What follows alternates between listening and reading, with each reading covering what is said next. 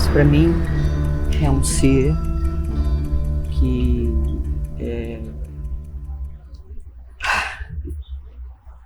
eu respeito muito, eu acredito, e também acredito nesse mundo espiritual, acredito nesses guias, acredito nisso tudo.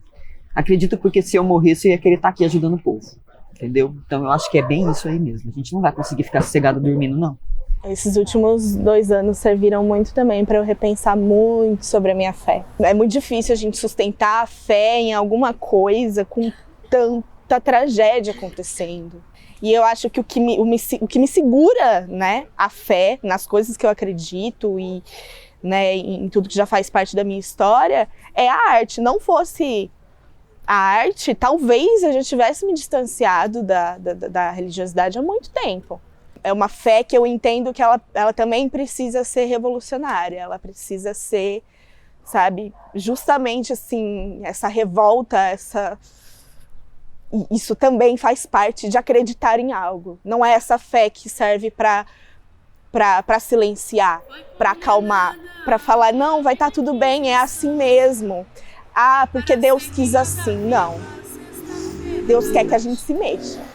Deus, ou seja lá, o modo como a gente vai chamar, se é orixá, se é entidade, se é qualquer coisa que está fora, que tá olhando por nós ou que está se movendo junto com a gente, precisa também dessa energia de raiva, sabe? A gente não pode ficar aceitando as coisas como elas estão.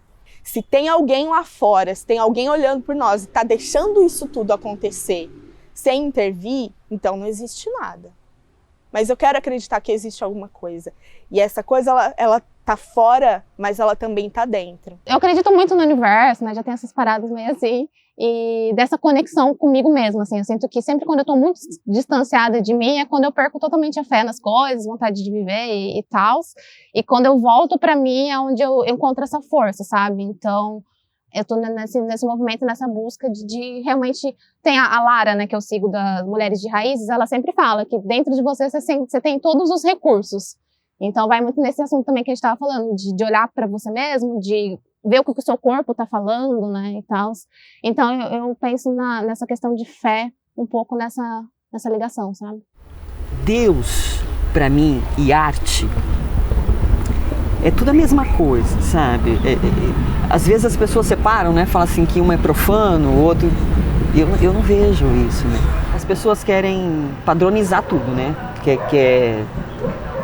Deus é isso, aí cria algo que chama de diabo é isso, né? Que para mim é apenas o mal.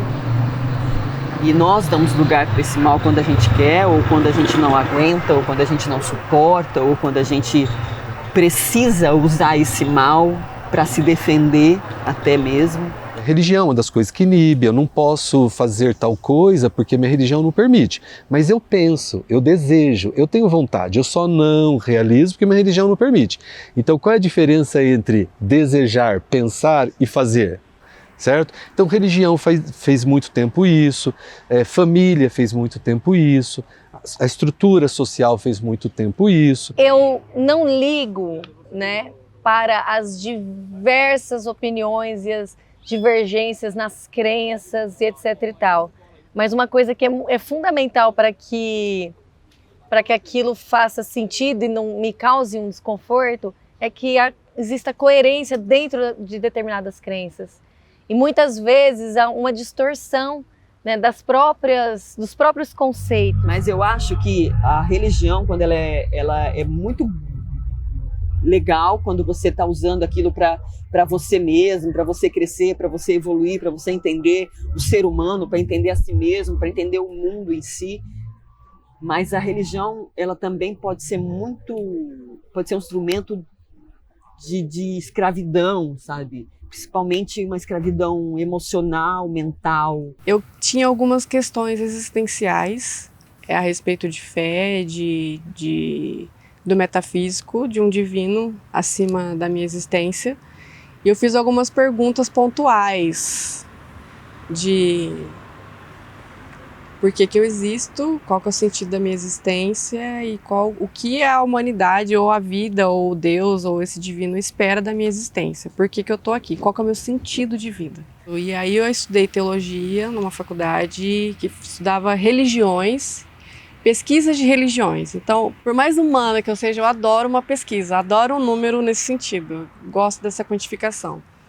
E aí lá eu consegui entender tudo isso, onde que era meu chamamento para a vida, o que era que eu fazia de forma natural, sem fazer força, e que me deixava em estado de plenitude diante das realidades do dia a dia. E aí, coincidentemente, isso já agrega no trabalho, porque aí a minha visão mudou muito em relação à vida, em relação às pessoas, né? Eu até costumo dizer que eu sou um agnóstico ecumênico, porque eu necessariamente não tenho que acreditar em nada, mas eu tenho por dever respeitar tudo, aí, inclusive as manifestações humanas, né, das mais sábias às mais imbecis. Aí eu tenho problema com religião, eu não tenho religião, então eu acredito que tudo que eu aprendi e trouxe veio junto comigo. Veio dos meus avós, dos meus bisavós, dos meus trisavós, tetravós e pentavós, e vamos aí para os vós atrás. Porque senão eu sou obrigado a acreditar que existe uma reencarnação e que no passado eu fiz isso, eu fiz aquilo. Como eu não acredito, eu tenho que acreditar que é genético. Ou melhor, como diz o Richard Dawkins, nós não somos imortais. Imortais são os nossos genes. Nós somos apenas hospedeiros dos genes. Para quem é religioso, você é hospedeiro do espírito. Para quem não é religioso, você é hospedeiro dos genes. DNA. Ponto.